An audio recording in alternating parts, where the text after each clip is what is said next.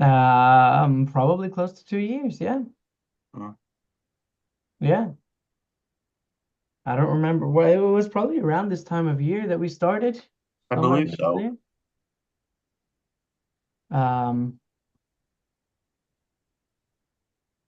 okay, there we go. And let me share screen. Okay.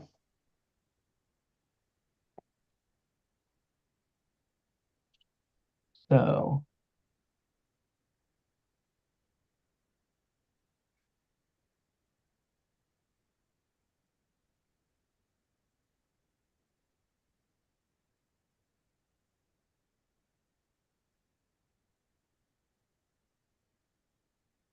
okay. So now we're going to get into a new discussion.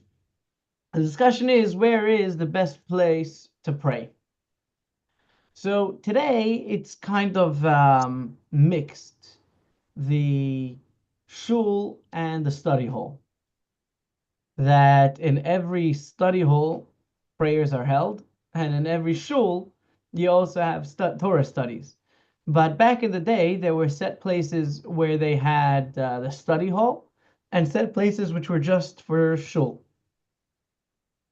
Regarding prayers of the sages, the Gemara further relates that although there were 13 synagogues in the city of Tiberias, Rabbi Ami and Rabbi Asi would only pray between the columns where they studied, as prayer is beloved in the eyes of God, specifically when it's in a place of Torah.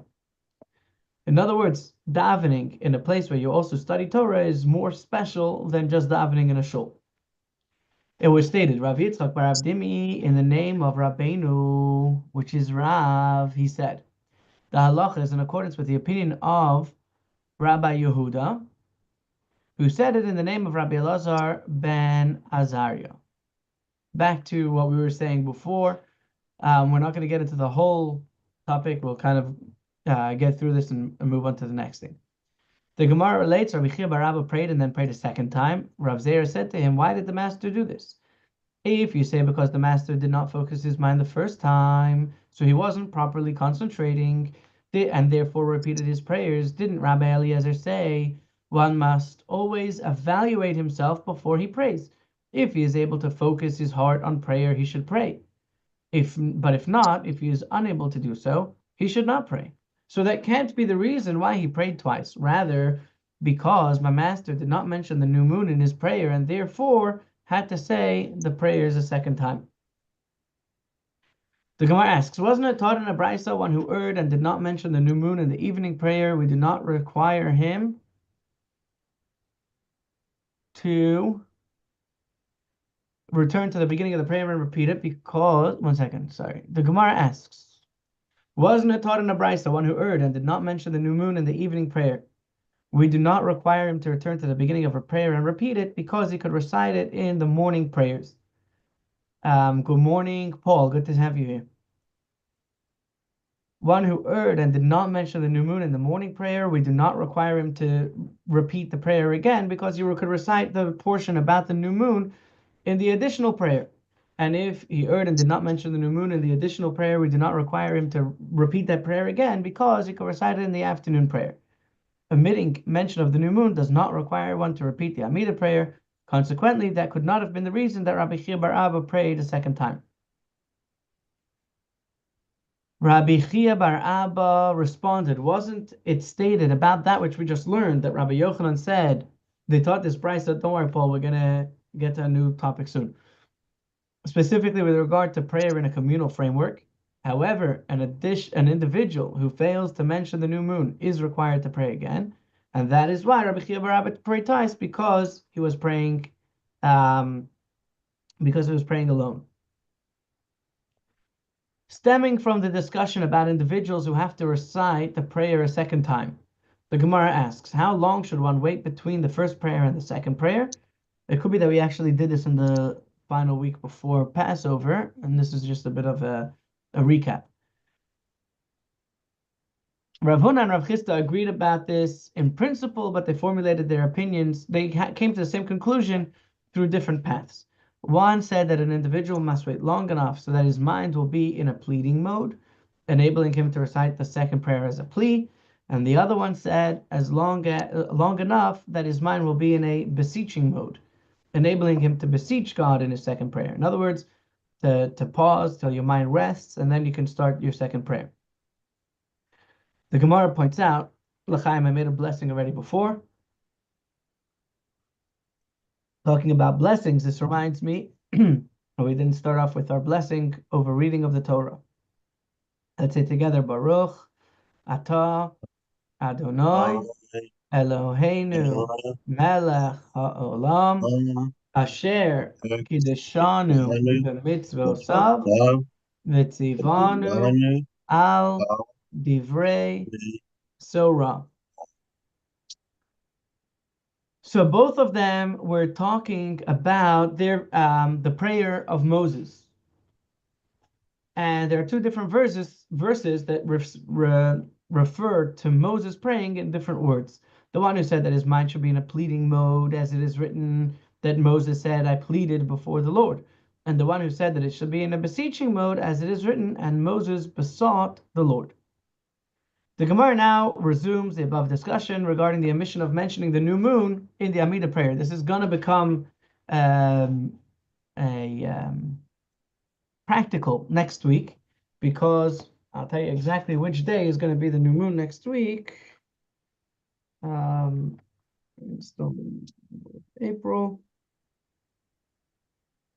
The new moon is going to be Monday and Tuesday next week.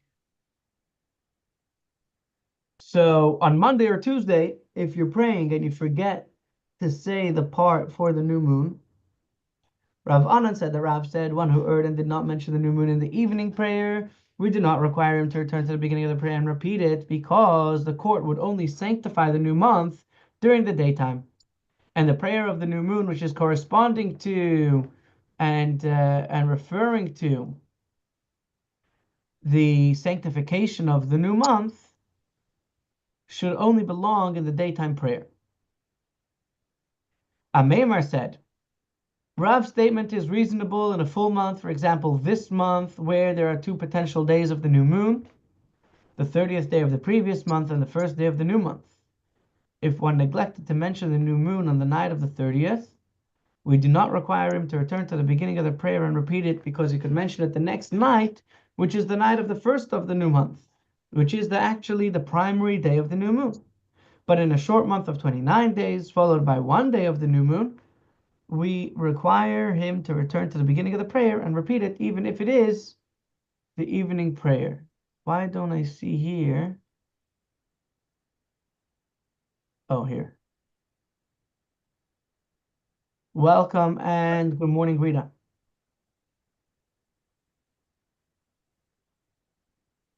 Rav Ashi said to Amemar, since Rav stated a reason for his statement, what difference to me if the month is short, and what difference to me if the month is full? Rather, there is no difference. Rav based his opinion on the parallel that was drawn between sanctifying the month and mentioning the new moon in the Amidah prayer, and the sanctification of the month is not relevant at night. End of the chapter. May we return unto thee the morning tefillah. And now we continue with the next chapter. Paul, can you hear us? Can you answer? Hello?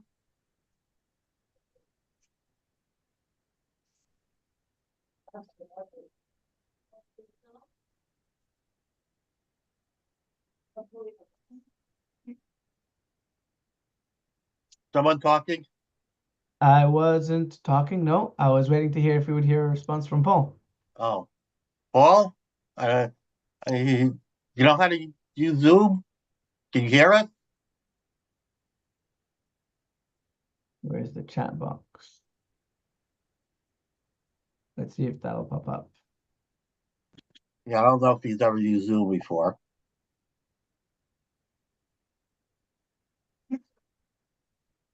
Okay, let's see. We're starting now a new subject.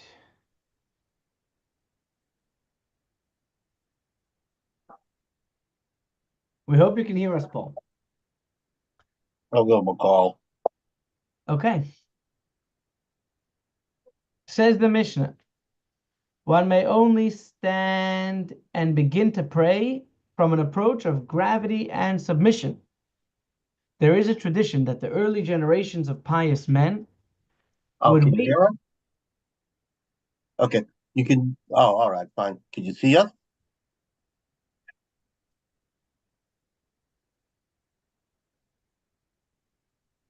You can also use the web. You can also see it on the web, like if you want to install it. No, let me hold on. Uh,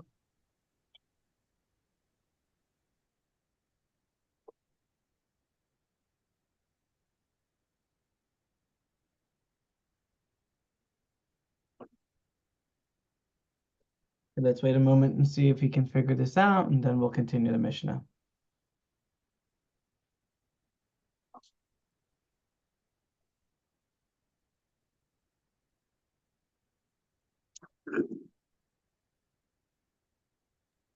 okay, Rabbi, we're cool, more or Okay. less. Okay. There is a tradition that the early generations of pious men would wait 1 hour in order to reach the solemn frame of mind appropriate for prayer. And then they would pray, so that they would focus their heart toward their Father in heaven. Standing in prayer is standing before God. And as such, even if the king is greeting him, he should not respond to him. And even if a snake is wrapped on his heel, he should not interrupt his prayer. No, like meditating for an hour, or just Yeah, basically. yeah.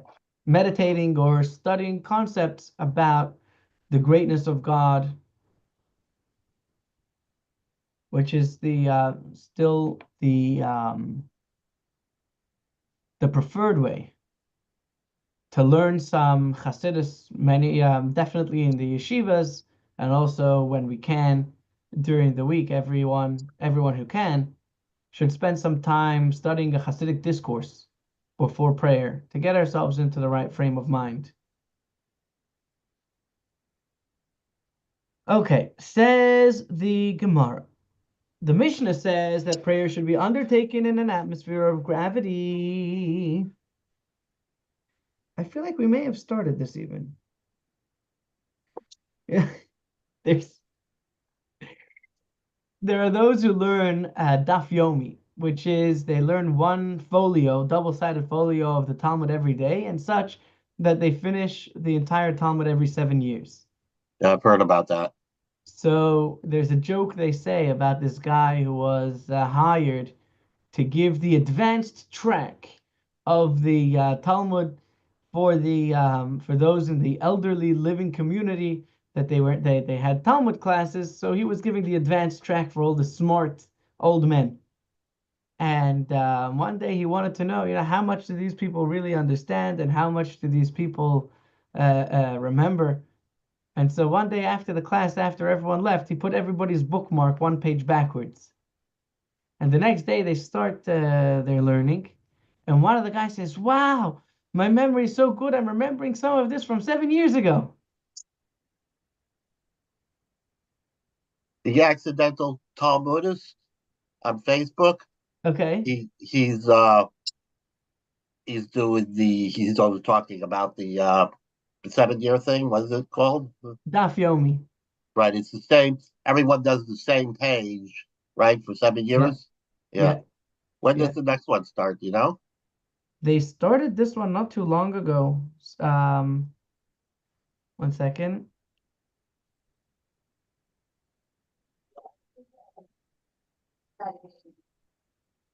They're probably about a year and a half in, maybe 2 years. And they go through all 63 volumes, right? Or Yeah. 72 volumes or whatever it is. They go through well, that'll depend on the breakup of depending on which book you're using. Right. Yeah, all the various tractates that we have the Talmud on.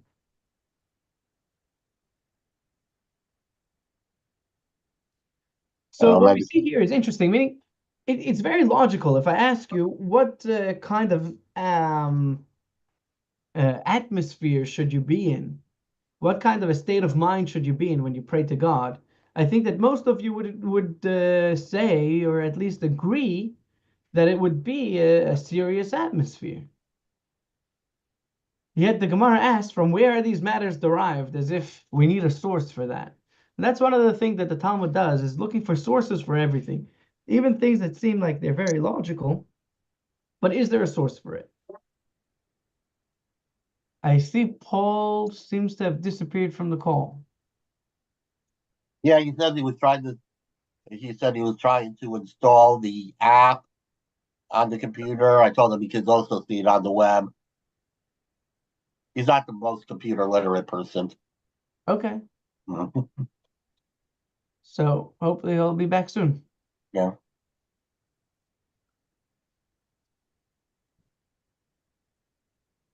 So Rabbi Elazar said they are derived from the verses describing the prayer of Hannah, the mother of Samuel, as the verse states.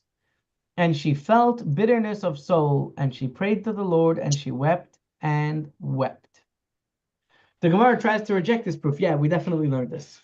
From what does that conclusion ensue? Perhaps Hannah is different because her heart was extremely embittered because she had been praying for years and years for a child and was not answered, and therefore her prayer was embittered as well.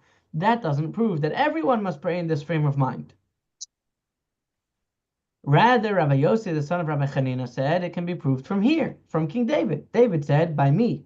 But as for me, by your abundant loving kindness, I will enter your house at your holy temple. I will bow in reverence for you.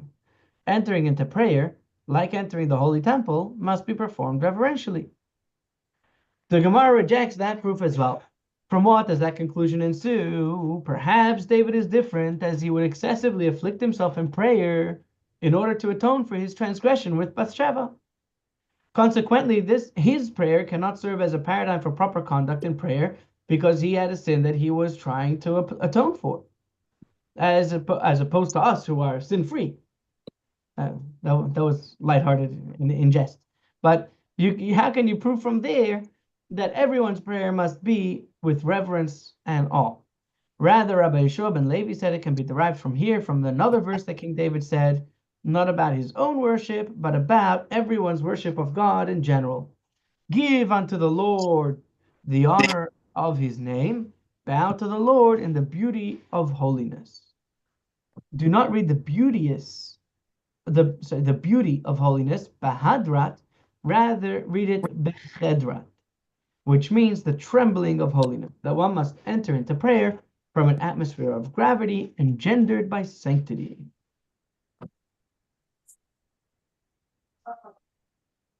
The Gemara rejects that as well. From what does that conclusion ensue? How are you concluding that? Perhaps. Actually, I would say to you that it should be read as it is written, specifically in the beauty. And what does this mean? That one should pray in beautiful clothing, as in the case of Rav Yehuda, who would adorn himself and then pray. Rav Yehuda believed that one who comes before the king must wear his most beautiful clothing. The Gemara has yet to find a source for the halacha that one must approach prayer from an atmosphere of gravity, a conclusive source, shall we say. Rather, Rav Nachman bar Yitzchak said it can be derived from here, from this verse, serve the Lord in fear and rejoice with trembling. So now we know that God must be served with fear, and we must rejoice with trembling, which we're going to discuss soon what that means. But we must approach our prayers with an attitude of a solemn attitude and a serious attitude. Having cited this verse from Psalms, the Gemara asks, what does it mean to rejoice with trembling? Rav Adabar Matana said that Rabbah said one may not experience unbridled joy. Even where there is rejoicing, there should be trembling as well, because we all know that if there is only rejoicing without anything binding us, or without any reminder of trembling, of awe or fear of God, that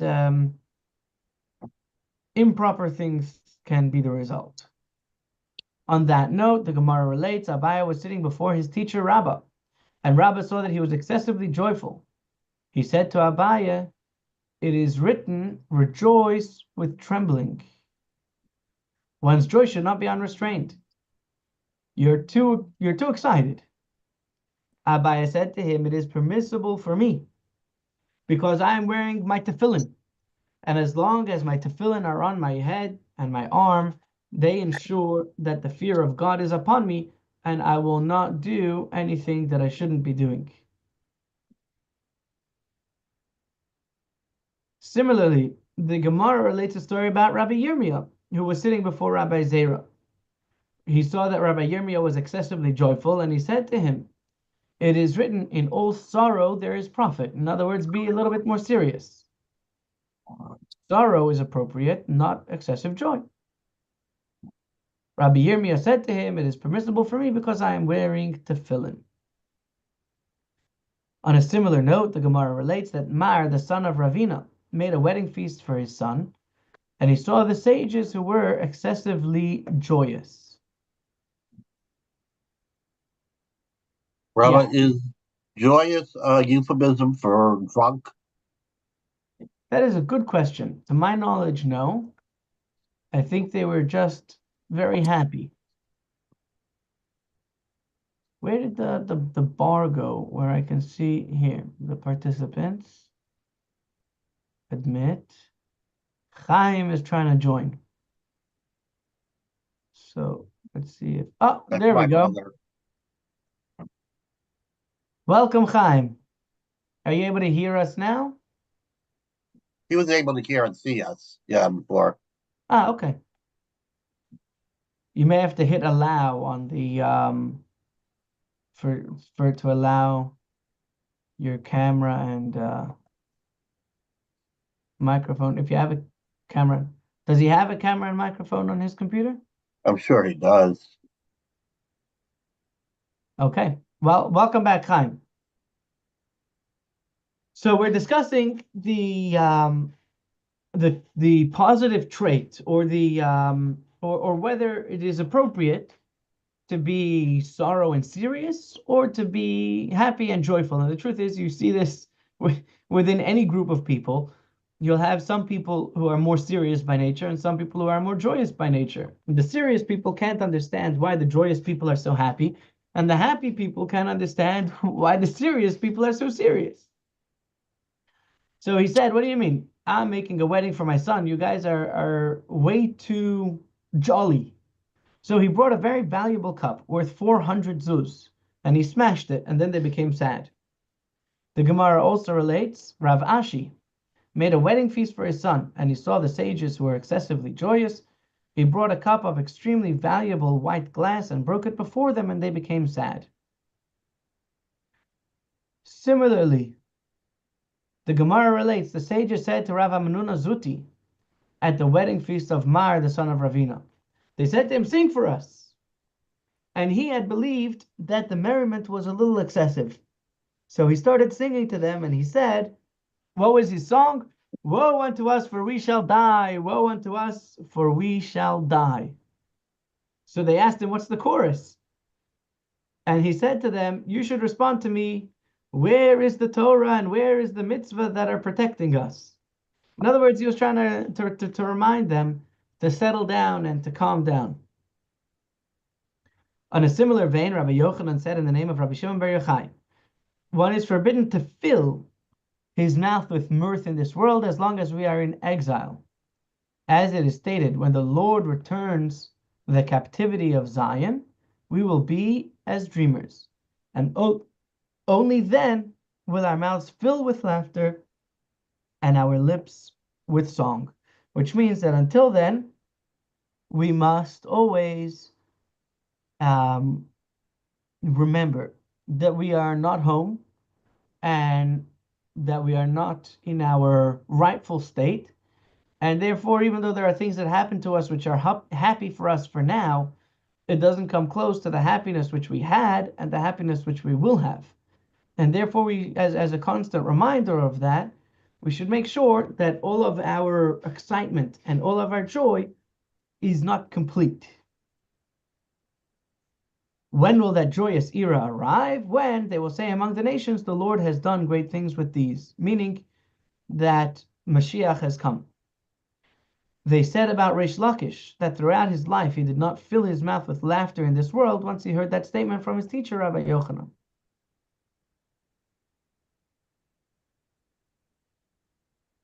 We learned in the Mishnah that it is appropriate to stand and begin to pray from an atmosphere of gravity in order to be in the right state of mind for prayer. Regarding this, the sages taught, one may neither stand and begin to pray directly from involvement in judgment, the debating back and forth of a judgment, nor directly from deliberation over the ruling in a matter of halacha, going back and forth to figure out what is the final conclusion, because his preoccupation with the judgment or halachic ruling will distract him from prayer. Rather, it is appropriate to pray directly from involvement in study of a universally accepted conclusive halacha that leaves no room for further deliberation and will not distract him during his prayers that perhaps he got to the wrong conclusion. Oh, we heard you for a second there, Chaim.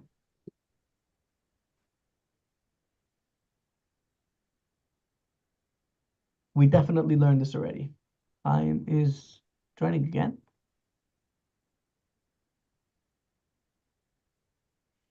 Okay. I hope you can hear us, Chaim. The Gemara asks, what is an example of a conclusive halacha? The Gemara offers several examples, and these are examples that not necessarily have logic to them, but it's something that was accepted by everyone. And we're going to learn more about this later. But for now, Abaye said, one, like this halacha of Rabbi Zera, that Rabbi Zera taught the daughters of Israel, the Jewish girls, were stringent upon themselves to the extent that even if they see a drop of blood corresponding to the side of a mustard seed, which is a very small amount of blood, she sits 7 clean days for it. By Torah law, a woman who witnessed the emission of blood during the 11 days following her fixed menstrual period is not considered a menstruating woman. Rather, she immerses herself and is purified the next day.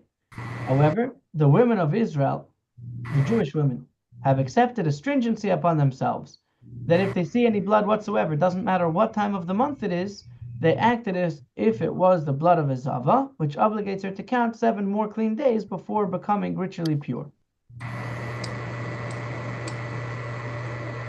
Citing an additional example of a conclusive halacha, Rava said, one like this halacha of Rav Hoshaya. As Rav Hoshaya said, a person may employ artifice to circumvent obligations incumbent upon him in dealing with his grain, and bring it into the courtyard in its shaft, so that the animal will eat it. Again, we're going to learn all of these laws in detail later on. And the grain is then exempt from tithes. Halacha dictates that one is obligated. Halacha dictates that one is obligated to tithe grain that has been threshed and piled, regardless of the ultimate purpose for which the grain was intended, whether you intended it for human food or for animal food. But by Torah law, one is exempt from tithing grain that was not threshed and is still in its shaft. By rabbinic law, one is prohibited from eating this grain in the framework of a meal, but feeding animals is permitted without first tithing that grain. Therefore, when you bring it into your house, you can't bring it into your house without first taking tithes. But if you bring it into your house with the shaft still on it, the husk of the wheat, and you bring it in order to feed your animals, then you're allowed to bring it into your house. And if you wish, say instead another example of a conclusive halacha, which is the recommended prelude to prayer, one like this halacha of Rav Huna. Rav Huna said in the name of Rav Zera, one who lets blood from a consecrated animal that was consecrated as a sacrifice, and it needed the bloodletting. In those days, the general method of healing was bloodletting. If one who derives any benefit from that blood is prohibited, because the blood is sanctified blood, since that animal was consecrated as an offering for the altar. Although blood of an offering that was sprinkled on the altar is not considered temple property, nevertheless, deriving benefit from the blood of a living consecrated animal is considered prohibited use of temple property. In so doing, one misuses the property consecrated to the temple, And as in any other case of misusing temple property, if he did so unwittingly, he is liable to bring a guilt offering.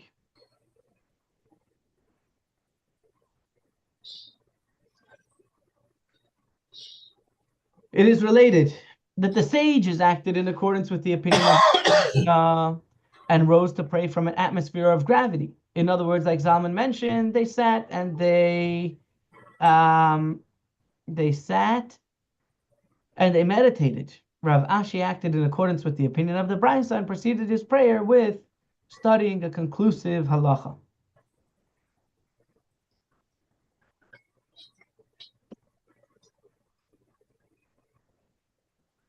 On the topic of proper preparation from prayer, one may neither stand to pray from an atmosphere of sorrow, nor from an atmosphere of laziness, nor from an atmosphere of laughter, nor from an atmosphere of conversation, nor from an atmosphere of frivolity, nor from an atmosphere of purposeless matters.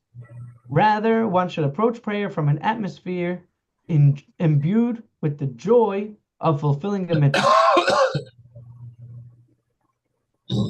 What about when you're saying Kaddish for a loved one? Wouldn't that be from an atmosphere of sorrow? That's a good question.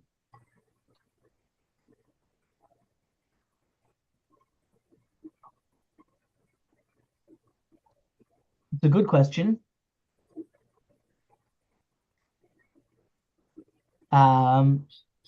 Over here, I think he's talking about the Amida prayer, the standing prayer. And Rashi explains that what this means is that we should be saying and thinking about words of comfort from the Torah. For example, thinking about how Hashem redeemed us from Egypt, or as we do in the afternoon prayer, praising God and thanking God for everything that He does for us, guards us, guides us, and protects us.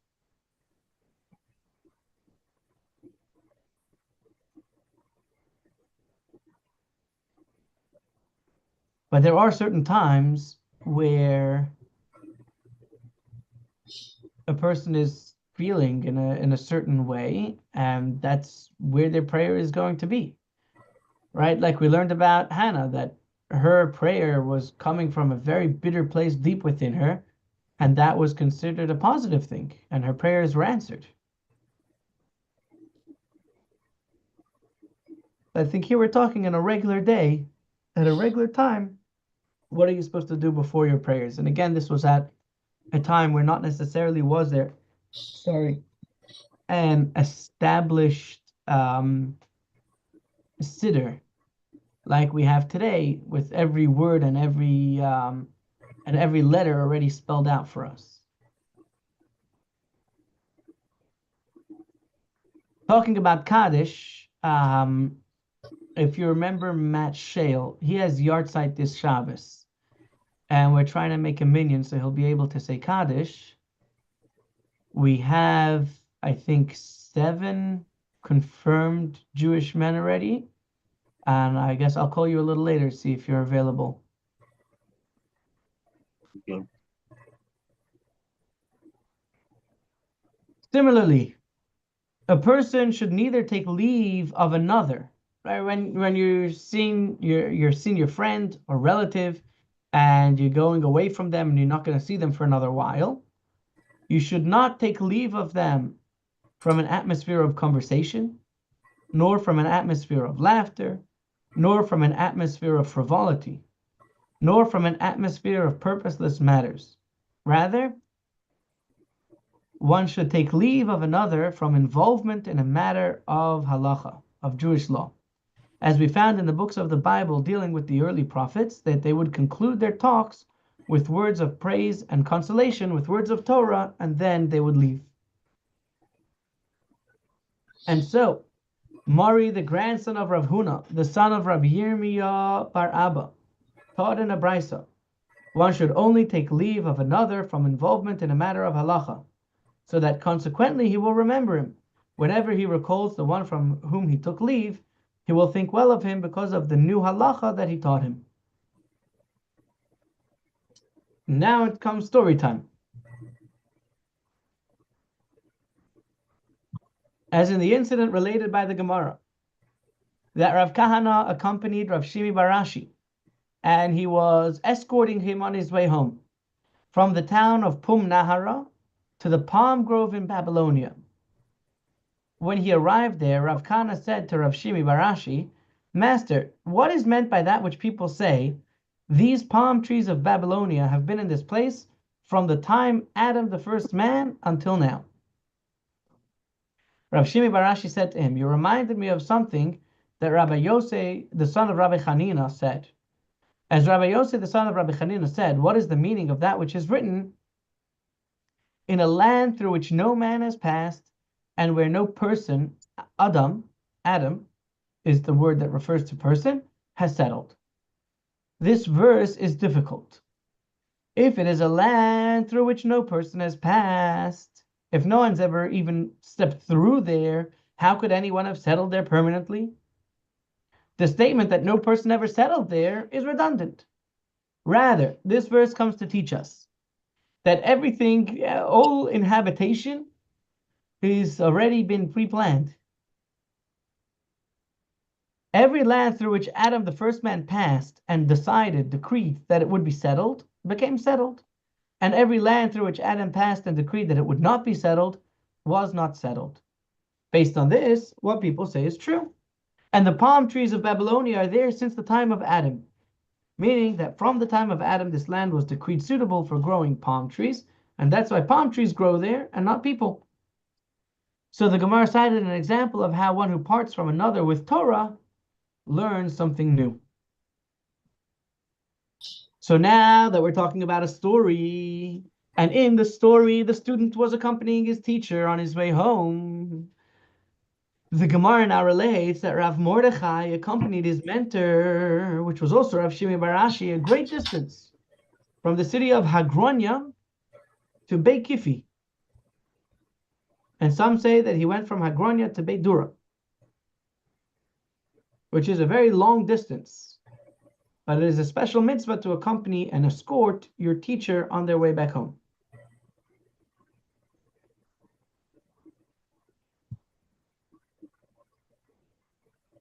Returning to the topic of preparation for prayer, the sages taught in the Tosefta, one who prays must focus his heart toward heaven.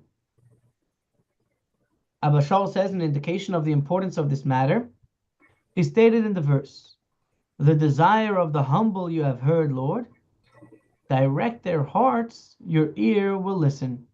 In other words, if one focuses his heart in prayer, as a result of God directing his heart, his prayer will be accepted as God's ear will listen.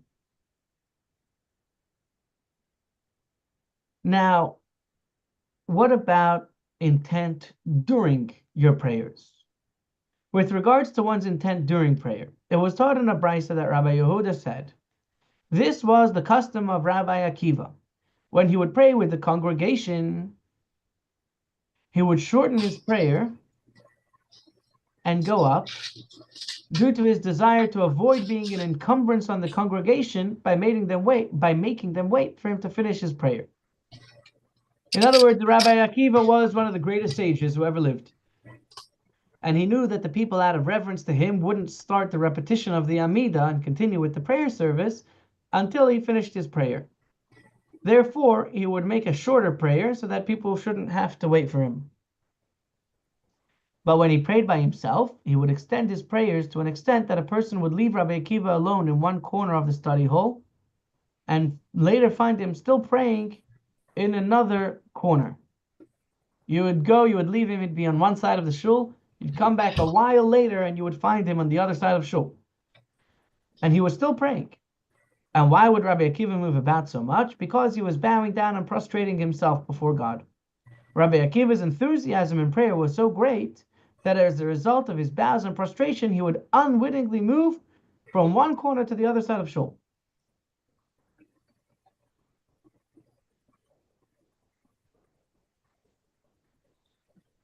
Many halachas about the way we pray are derived from evoking the prayers of biblical characters.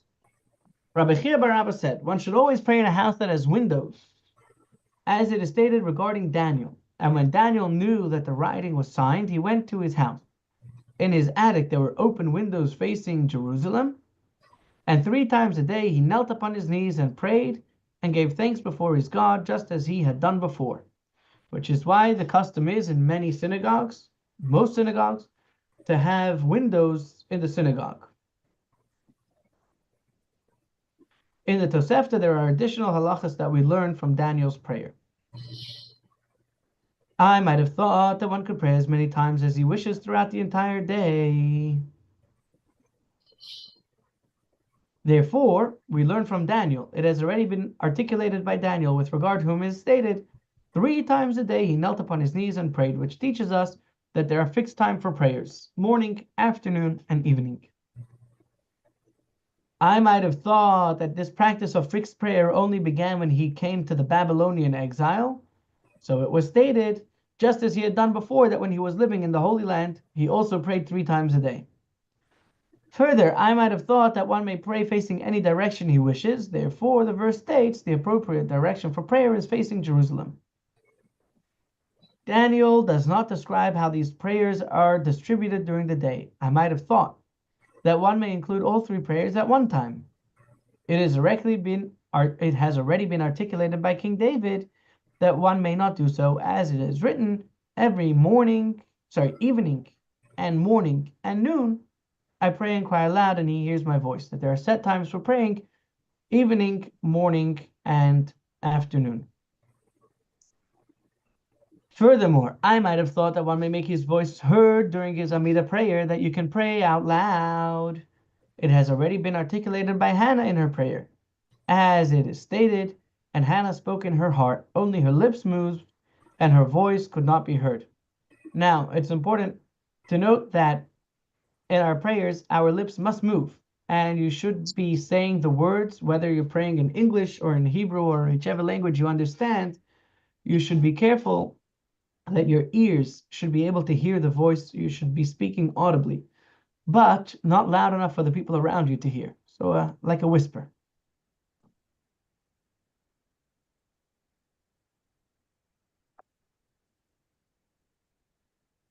Let's continue with the next set of things that are learned from the prayers of biblical characters next week. Looks like it's the beginning of a new conversation. And where's my stop? Stop share. Thank you all for being here, and thank you all for joining. Thank you. And Moshe, you should Thank have you. a speedy recovery, and everything should go well. Zalman, thank you. Tomorrow at 11 a.m. here in the Chabad house, we will be discussing split hooves and chewing cuds. What relevance is that for me today? Is that just about the animals, or is there a lesson for us also to learn about what makes a kosher species kosher? Tomorrow at 11 a.m. Zalman, thank you for joining, and thank you for inviting Chaim. Welcome. Oh, we heard you, Chaim. Wonderful. Very good. And Rachalea, thank you for joining. Have a wonderful day. Thank you. You too. Thank God you. bless you all. And we will see you, God willing, tomorrow.